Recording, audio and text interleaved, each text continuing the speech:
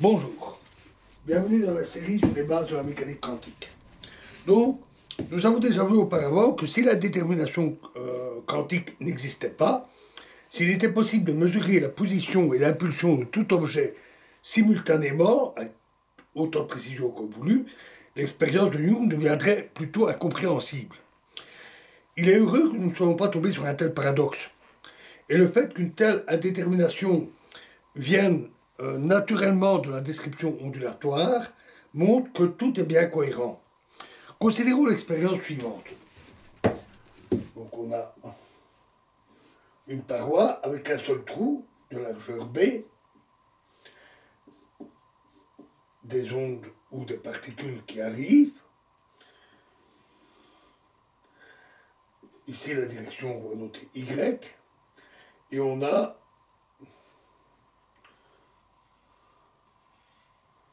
typiquement une figure de diffraction. Donc voici un exemple qui montre les relations entre la position et l'impulsion dans des circonstances qui sont faciles à comprendre. Supposons que nous ayons une seule fente et que les particules viennent de très loin, avec une certaine énergie, si bien qu'elles arrivent pratiquement à l'horizontale.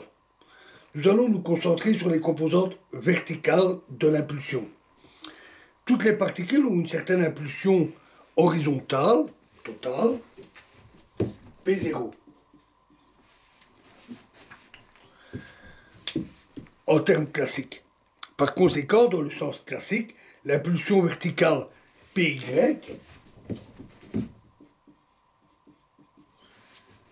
est parfaitement connue avant que la particule ne passe par le trou. La particule ne se déplace ni vers le haut ni vers le bas, puisqu'elle vient d'une source placée très loin, et ainsi l'impulsion verticale est bien entendu zéro. Mais supposons maintenant qu'elle passe à travers un trou dont la largeur est B. Alors, une fois qu'elle est passée par le trou, nous connaissons sa position verticale, la position Y, avec une précision considérable, c'est-à-dire plus ou moins B, la largeur du trou. Alors,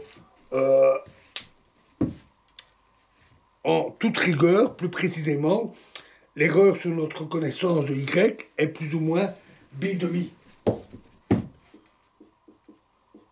Si on considère qu'elle est au centre, on a B demi de part et d'autre. Mais ici, on s'intéresse qu'aux idées générales et on ne va pas s'inquiéter d'un facteur 2. Donc on dit plus ou moins B.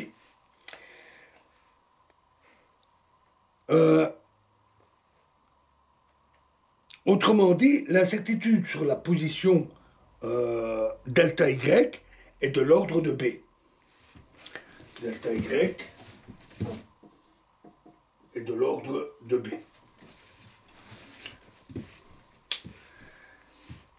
Maintenant, que pourrions-nous vouloir dire maintenant, nous pourrions vouloir dire aussi que delta P est nul, puisque nous savons que la pulsion est absolument horizontale. Mais maintenant, nous ne savons plus rien. Avant que la particule soit passée à travers le trou, nous ne connaissons pas leur position. Elles arrivent n'importe où. Leur position verticale. Mais maintenant que nous avons trouvé leur position verticale, à plus ou moins B, en laissant la particule passer à travers le trou, nous avons perdu notre information sur l'impulsion. Pourquoi? Alors, suivant la théorie ondulatoire, on a des ondes planes qui arrivent sur la paroi, et il y a un étalement ou diffraction des ondes après qu'elles soient passées à travers la fente. Exactement comme pour la lumière. Que ce soit des électrons ou autres, n'y change rien. Il y a donc une certaine probabilité pour que la particule venant de la fente ne vienne pas exactement en ligne droite. L'effet de la diffraction est d'étaler toute la figure et l'angle d'étalement, delta θ, on peut le définir comme l'angle du premier minimum et c'est une mesure de l'incertitude sur l'angle final. Donc, normalement, elle arrive au centre, mais on a ici le premier minimum et on définit l'étalement comme delta θ. L'angle θ d'inclinaison de la particule et delta θ, l'angle jusqu'au premier minimum qui définit ainsi l'étalement de la figure. Voilà, nous continuerons dans la prochaine vidéo. Je vous remercie.